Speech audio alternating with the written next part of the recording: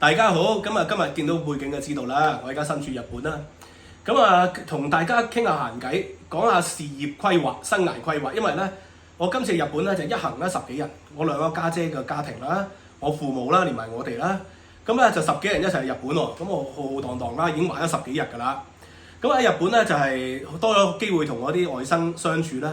啊，佢哋咧好多都不約而同話，將來大個希望好似舅父咁啊，做 YouTuber 做網紅或者係做其他。咁而我亦都聽佢哋講咧，原來我有啲表兄弟姊妹咧，大學畢業之後咧，都係嘗試做呢啲工作喎，做咗飲食嘅 vlog 喎。因為大陸咧，中國大陸就改咗個就業定義，就1個星期只返1小時工咧，就可以當係就業啦。所以好多人就拍抖音、拍小紅書，啲段子其實不斷重複㗎。大陸嗰啲段子咧，啲情侶鬧交啲氹對方嗰啲段子啊，成日都重複嘅。或者係嗰啲酒樓度埋單嗰啲搞笑影片成日都係重複嘅。咁但係網民10幾億啊嘛，你真係重複都唔緊要啦，都會揾到你嘅生意嘅。咁我 YouTube channel 咧由2018年至今咧就開始拍，我2008年咧就成立咗嘅，但係1年只係上載幾條影片嘅啫，就係俾啲考試嗰啲會考生 A-level 學生去温書嘅。咁2018年咧，自從我病咗之後咧，就開始咧就定期拍啦，1個禮拜上載2條片。喺2018年嘅9月開始咧，我1個禮拜上載1-2條片，然後去到2019年嘅年初就變成咗3-4條片，到而家咧1個禮拜平均有5條片，再加埋陶國章老師嘅一條嘅哲學嘅教學影片。咁咧有35萬人訂閱啦，35萬人訂閱都唔係一個細嘅數目嚟啦。如果以廣東話 YouTube channel 咧，都係排頭30名㗎啦。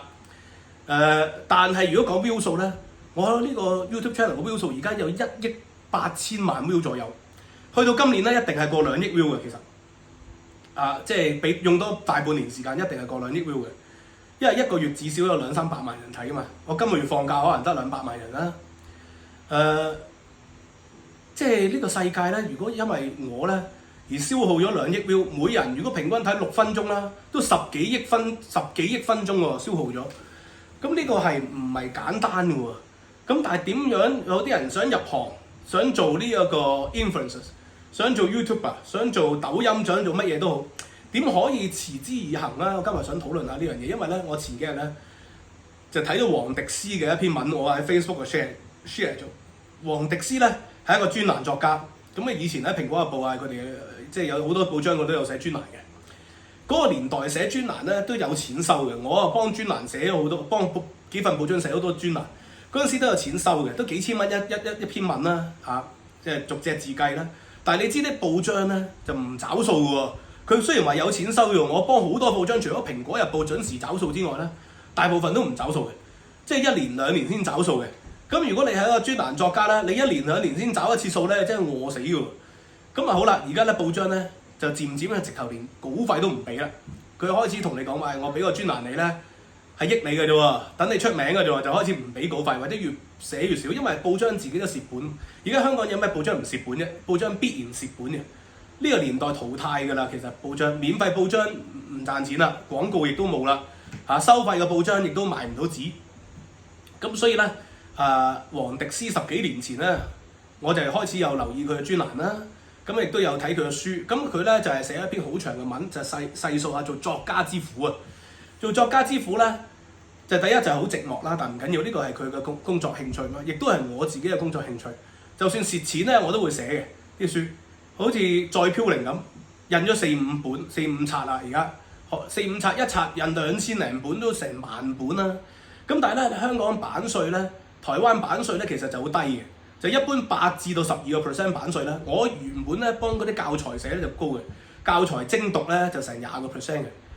咁嗰陣時教材精讀20%咧，賣1萬本都好賺嘅其實，因為年再版嗰啲書係。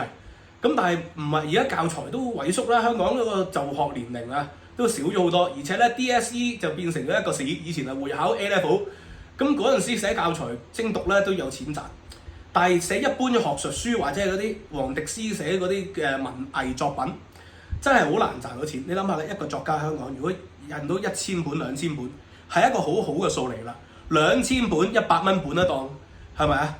咁然後8%，喂，其實你係低過最低工資喎，你寫一本書你要花好多時間㗎喎，你賺嘅錢係低過最低工資，收咗8%，印2000本嘅話，咁咪幾萬蚊，係咪啊？幾萬蚊，你一年出到幾多本書咧？出到一本書好了不起，你一年咪真係幾萬蚊收入？咁你真係透過呢個嘅版稅咧，你係維生唔到嘅。咁你好似黃怡興咁就逼自己寫好多本書嚟，佢就逼自己寫6、7本書，每一本有幾萬蚊，咁一年都有10零20萬啦。但係都係一個好吃力嘅。你寫幾本書咧，你個質素咧亦都難以保證。咁所以咧，黃迪斯後來就諗一諗啊，不如自己搞埋出版社嘅。其實金融就係咁樣啫嘛。黃易又係咁啊，黃易又搞到自己嘅出版社，搞自己出版社就唔同啊。因為咧一本書咧，你扣除印刷費，扣除埋作者版稅，咁出版社起碼都一本書100蚊賺到20-30蚊啩，20零蚊啦至少。咁加埋你自己嘅版稅，一本書100蚊賺到30零蚊，應該係做到嘅，應該係做到30零蚊。咁所以喺咁嘅情況底下咧，黃迪斯自己開咗出版社咯。一本書如果賣到2000本，賺到每一本30%，咁佢係圍到生喎，一年出1-2本就 OK 喎。但係問題你都係薄利微利，而且係辛苦錢。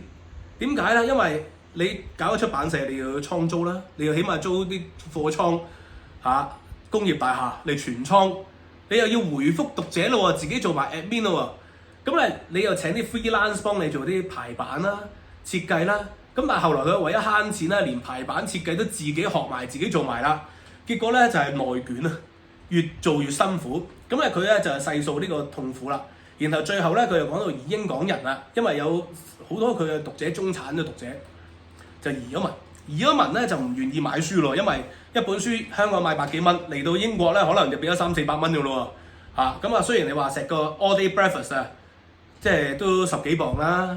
2餐嘅 all day breakfast 咧就可能買到本黃迪斯嘅書，但係移英港人咧就係始終即係而家第一免費嘅太多啦，你要佢特登買一本30-40磅嘅書咧，可能佢哋唔係好願意。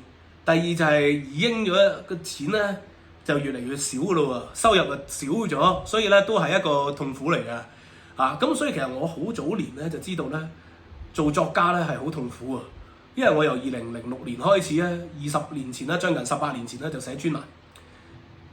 咁所以我就係視咗寫作咧就係一個副業，就從來唔會視寫作為一個正業。以前咧做寫書咧或者寫報紙專欄咧，為咗宣傳我嘅補習工作。咁而家咧就調翻轉喎，而家咧就拍 YouTube 影片啦，我將啲 YouTube 影片咧輯錄成書，出咗2本啦。咩教科書不會告訴你的歷史啦，同埋同陶國璋教授合著嘅《再飄零》啦，就係將我 YouTube 嘅內容咧再寫翻書。咁變成寫書呢度係賺唔到錢，但係拍片又會賺到錢喎，做會員又會賺到錢喎，所以我每逢寫書咧，會員係會優先睇喎，即係每寫完一個 chapter 咧，我就掟上去俾會員睇，所以會員咧又係另外一個方法，係呢個世代生存之道嚟。但問題你要啲人 join 會員咧好困難噶嘛，出邊嘅會員可以好多選擇，付費嘅報章可以 join 彭博啊、華爾街日報啊。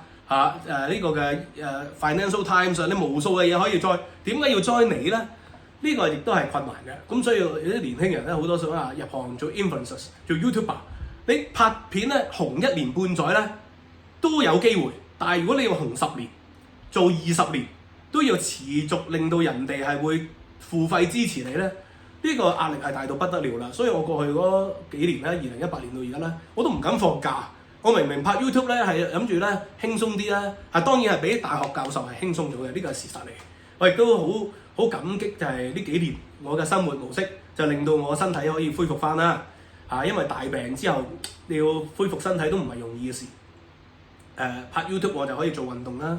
如果我喺大學教書，咁一日教2-3個鐘頭，舟車勞頓搭車就虛耗咗5-6個鐘，翻屋企又要寫論文，又要改簿就好辛苦嘅。又要入分，又要做行政工作，又要申請啲項目基金，又好辛苦嘅大學老師。雖然你話課堂少，一個禮拜可能上2日至3日，但係都係個通勤時間好辛苦。做 YouTube 咧，做會員影片咧就可以喺屋企做，一日我做3-4個鐘，但係唔使通勤啊嘛。我有時間可以照顧女、照顧太太，車佢哋翻學、放學、翻工、放工。咁呢個係即係我感恩嘅地方啦。但係即係我想話俾大家知。持之以恆咧，10年、20年咁做咧，嗰個毅力同埋壓力咧係好大嘅。所以我見到黃迪斯嗰篇文咧，我就深有同感。所以點解再飄零咧？我唔咁快出電子版咧？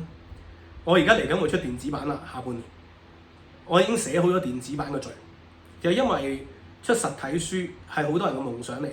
如果一開始我出電子版咧，我就唔會賣到1萬冊，即係幾千至1萬冊啦，我都唔肯定幾多冊啦，因為可能有啲仲係全倉印咗4冊嘛。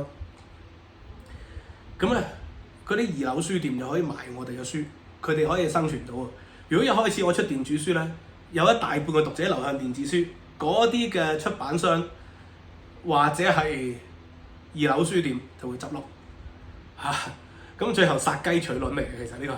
所以點解一開始我堅持係出實體書個目的就係咁樣。咁希望大家都支持下實體書啦。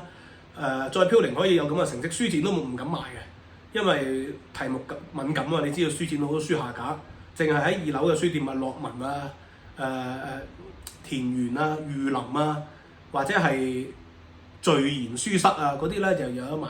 台灣成品都有啦，咁所以賣得幾好啊，聽講。咁啊，所以都希望大家可以支持下啦。呢啲係夢想嚟嘅，但係我一方面覺得係作者嘅夢想，另外一方面我亦都覺得係一個承傳，就令到更多嘅人可以收藏一啲嘅實體書，更多人可以擁有知識嚇，令到知識傳播落去，知識有價。所以希望大家可以繼續支持會員啦嚇。咁啊，會員平台咧就可以預先咧睇到我哋嘅影片嘅。無論 YouTube 定係 Facebook 唔係無論 YouTube 定係 Patreon 都可以預先睇到影片。咁多謝大家，希望今日講到呢度咧，大家有啲得益，好嘛？拜拜。